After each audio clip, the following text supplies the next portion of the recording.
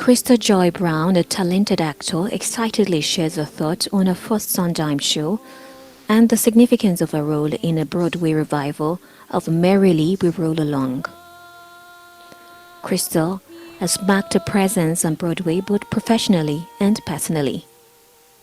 This is my first ever Sondheim show. So that feels like a very big milestone in my career. It's like, okay, Shakespeare and Sondheim. Those are the two the big, and then August Wilson, and those are the things you want to hit. It's such an honor.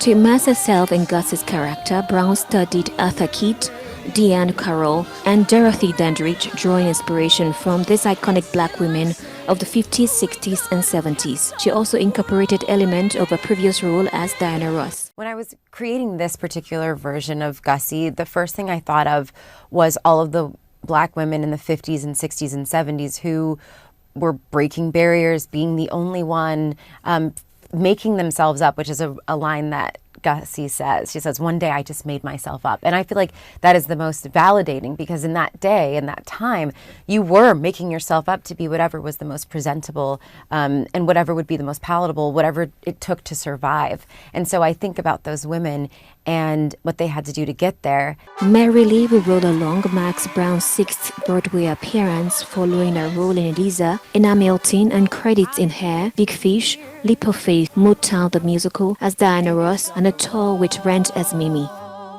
And I like being challenged. I like being pushed out of my comfort zone, and I like the idea of just,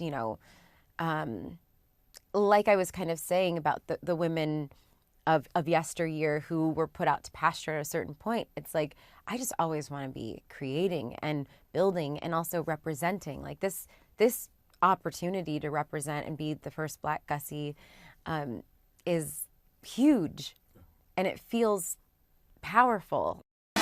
This new adaptation of Merrily We Roll Along redeems a musical that was once considered a failure when it premiered in 1981.